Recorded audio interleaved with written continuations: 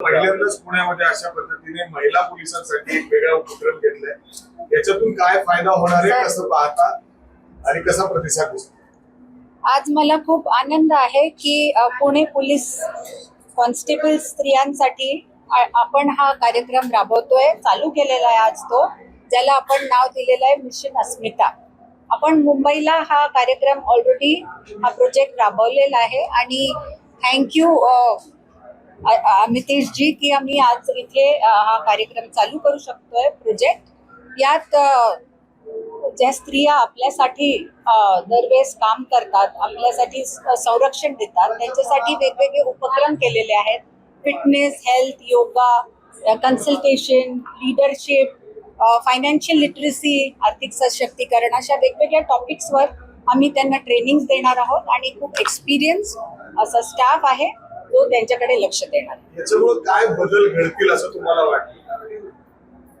Police जसं आपल्याला माहित आहे की ते आहेत म्हणून आपण सेफ आहोत आणि ते खूप उत्कृष्ट अशी कामगिरी बजावतातच आहे, पण ते आपल्यासाठी सातत्याने काम करतात। त्यांचं काय, त्यांना स्वतःकडे पण लक्ष देणं थोडा वेळ जरुरी आहे, प्लस त्यांचे जे स्किल्स ऑलरेडी आहेत ते थोडे पॉलिश होण्यात ते जरुरी आहे आणि ते त्यांच्या पण कामात येईल आणि लोक ज्यांच्याबरोबर ते दिवस रात्र डील करतात, क्रिमिनल्स किंवा विक्टिम्स, त्यांना हँडलिंग करण्यात पण त्यांना हे मदत करेल याचा मला विश्वास आहे। मुंबई झाला, आता पुणे पण केलेला आहे, संपूर्ण महाराष्ट्रभर हा उपक्रम राबवला जाणार आहे का? आणि विशेष करून ग्रामीण भागातल्या ज्या महिला आहेत किंवा ज्या लेडीज आहेत महिला पोलीस, त्यांच्यासाठी काय असणार? आमचे वेगवेगळे उपक्रम सगळीकडेच चालू आहेत, पण आता नागपूरमध्ये आम्ही एक्सटेंड करणार आहोत आणि तुम्ही जसं म्हणताय ग्रामीण भागात स्पेशली आर्थिक सशक्तीकरण, अशा सगळ्या गोष्टी घेऊन दिव्यज फाउंडेशन जाणार आहे। मॅडम, तुम्हाला असं का वाटलं की हा उपक्रम राबवावा? मी तेच आता तुम्हाला सांगितलं की पहा, वुमेन पोलीस ऑफिशियल्स जे आहेत आता आंतरराष्ट्रीय ऑलरेडी ते एवढे सगळे ट्रेनिंग घेऊन येतात आणि पुन्हा एकदा नवीन एक पद्धतीने तर हे काय असतं, हे निश ट्रेनिंग असतं आणि जेव्हा तुम्ही कॉर्पोरेट्स मध्ये पण जेव्हा जॉब करता 12 तास असतात, तणावग्रस्त, असं नसतं की तुम्ही शिकून आले तर त्यानंतर शिकणं बंद करायचं असतं, तुम्हाला अपडेट व्हायचं असतं। तुम्हाला ही छोटी ब्रेक जरुरी असते महिन्याची की ज्याच्याने तुम्ही अजून होऊन व्हाल, तुमचे स्किल्स शार्पन होतील, कम्युनिकेशन स्किल्स असो किंवा स्वतःची लाईफ मॅनेजमेंट करण्यासाठी काही टिप्स असो, प्रत्येक गोष्ट याच्यात आहे। आणि मला वाटतं life is a learning experience, तुम्ही शिकण्यापासून चालू होता मरेपर्यंत शिकता, तर आपल्याला कॉन्स्टंट अपग्रेड करणं जरुरी आहे आणि हा असा उपक्रम आहे त्याचं 360 डिग्रीज ओव्हरऑल वेलबिंग साठी कामास येईल। मॅडम, यालाच धरून एक प्रश्न आहे, महिलांना, सर्वसामान्य सर्व महिलांना तुम्ही काय संदेश देण्याचा प्रयत्न करा? एकीकडे तुम्ही पोलिसांना ट्रेनिंग देताय एक वेगळ्या पद्धतीने, मात्र समाजामध्ये आपण जर बघितलं तर अंधश्रद्धा, वेगवेगळ्या बंधुभावा, या सगळ्या गोष्टी सुद्धा समोर येत आहेत। हे सगळं तुम्ही उद्देश या महिलांना काय सांगाल, काय उद्देश देण्याचा प्रयत्न कराल? नुकतीच एक घटना समोर आहे आपल्या। मला वाटतं स्त्रियांनी, पुरुषांनी स्वतःवर विश्वास करणं जरुरी आहे, कर्मावर विश्वास करणं जरुरी आहे, सातत्याने मेहनत करण्यावर विश्वास करणं जरुरी आहे। मग तुम्हाला हे बोंधू बाबा यांचे शॉर्टकट्स घेण्याची गरज पडणार नाही।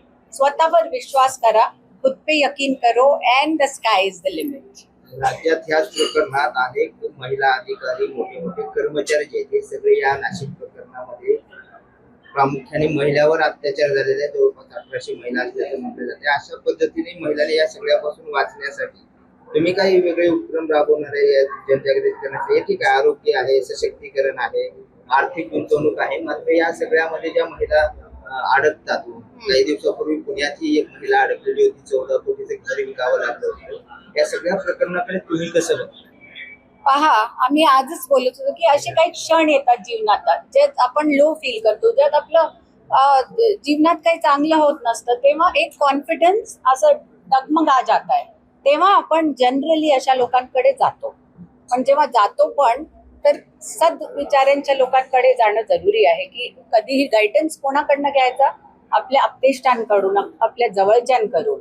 आणि आता असे कार्यक्रम कसा फरक पडेल, कारण याच्यात एक सेल्फ कॉन्फिडन्स, आत्मविश्वास डेव्हलप होतो, स्वतःकडे लक्ष देण्याची कॅपॅबिलिटी, फायनान्सेस मॅनेजमेंट करण्याची कॅपॅसिटी, डिफरेन्शिएट करण्याची की कोण आपल्याला रस्त्यावर नेते राईट करेक्ट आणि कोण आपल्याला डिव्हिएट करवतंय.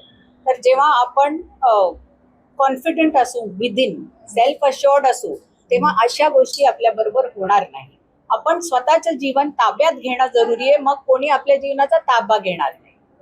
मॅडम खरं तर एक सेलिब्रिटीज म्हणजे जेव्हा तुम्ही जाता लोकांमध्ये, लोक तुम्हाला फॉलो करत असतात, राजकारणी जरी असले त्यामध्ये, असे राजकारणी अनेक अशा लोकांबरोबर त्यांचे फोटोज असतात. आता नुकतंच जे आपण बघितलं, अनेक राज्यातील मोठे मोठे सेलिब्रिटीज असतील किंवा राजकारणी असतील, त्या बंधुभावा बरोबर त्यांचे फोटो आहेत.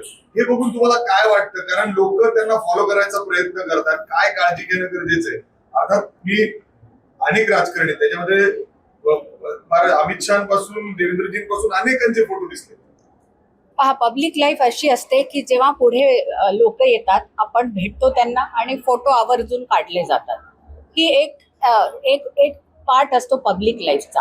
पण आपण त्यांना त्या तशा लोकांचा साथ देतोय का, त्यांच्यावर अंधभक्तासारखं बिलीव्ह करतोय का, हे पाहणं जरुरी आहे. कारण असे लोक आपल्याला पदोपदी मिळतील, काही फायनान्स सेक्टरमध्ये मिळतील, काही बाबागिरीच्या सेक्टरमध्ये मिळतील. एक नेता प्रत्येकाला भेटेल असं होतं, कारण अपेरेंटली कळत नाही की कोण माणूस कसा आहे. आपल्याला प्रेमानेच सगळ्यांना भेटावं लागतं. पण जेव्हा लोकांमध्ये ही जागृती होते की इथे काहीतरी गडबड चालू आहे, तर तो अलार्म बिस्तील वाजवली जाते की नाही, तुम्ही वाजवता की नाही, मी वाजवते की नाही, तिथे आसपासचे लोक वाजवतात की नाही, लोकल रेप्रेझेंटेटिव्ह वाजवतात की नाही ती बिस्तील, ते जरुरी आहे. आणि तसं चेहऱ्यात पुढे पाहिल्याने on the face of it you cannot make out कोण कसा आहे. पण त्याचा साथ न देणं, वेळेवर त्याला एक्सपोज करणं, हेही तेवढं अनेक जरुरी. साध्या महिला बळी पडतात या सगळ्या गोष्टी.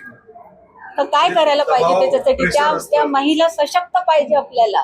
त्या महिला सशक्त झाल्या तर त्या स्वतःही नाही जाणार आणि त्यांच्या कुटुंबालाही नाही जाऊ देणार. सशक्त कशा होतील महिला? त्यांना एक चांगला फंडामेंटल बेस पाहिजे, आपल्या स्वतःच्या कल्चरचा, आपल्या अध्यात्माचा, आपल्या फायनान्सेसचा, आपल्या विश्वासाचा की हो मी या क्षेत्रात सातत्याने काम केलं तर मी पुढे जाऊ शकते आणि मला बाबांची शॉर्टकटसाठी गरज नाहीये.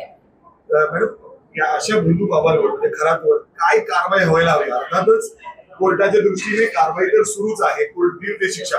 पण तुम्हाला काय वाटतं? हे सगळं तुम्ही देखील बघितलं असेल, गृहमंत्री आहेत आपले, तर तुम्हाला काय वाटतं काय कडक कारवाई व्हायला हवी आणि अशा लोकांना रोखता येईल? कारण म्हणजे या जादूटोणाच्या विरोधातला कायदा तयार झाला, मात्र अशा गोष्टी थांबत नाही. सगळ्यात कडक कारवाई जी करता येईल ती व्हायला पाहिजे आणि ती होणारच.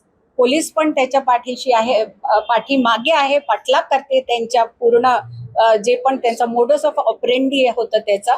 आणि ॲज इंडिव्हिज्युअल्स, ॲज सोसायटी, आम्ही काय करू शकतो? We have to boycott such people. आपण बॉयकॉट करतोय का? त्या फॅमिलीला बॉयकॉट करा, त्या लोकांना बॉयकॉट करा, ते खूप जरुरी आहे. अशोक खरात प्रकरणासंदर्भात खरं तर अनेक राजकीय किंवा सामाजिक महिला आवाज उठवताना दिसतात. याच्यामध्ये खरं तर अंजली दमानी सुद्धा आवाज उठवतात. मात्र सुषमा अंधारेने एक आरोप केला की अंजली दमानी या भाजप नेत्या आहेत, त्या भाजपच्या नेत्यांवरती कधी आवाज उठवताना दिसत नाही. सुषमा अंधारे म्हणतात. जितकं मी ओळखते अंजली ताईंच्या बाबतीत, त्या खोलात जातात सब्जेक्टच्या आणि जिथे त्यांना वाटतं की काहीतरी खराब केलं गेलेलं आहे, रॉंग केलं गेलेलं आहे, ते आवाज उचलतात.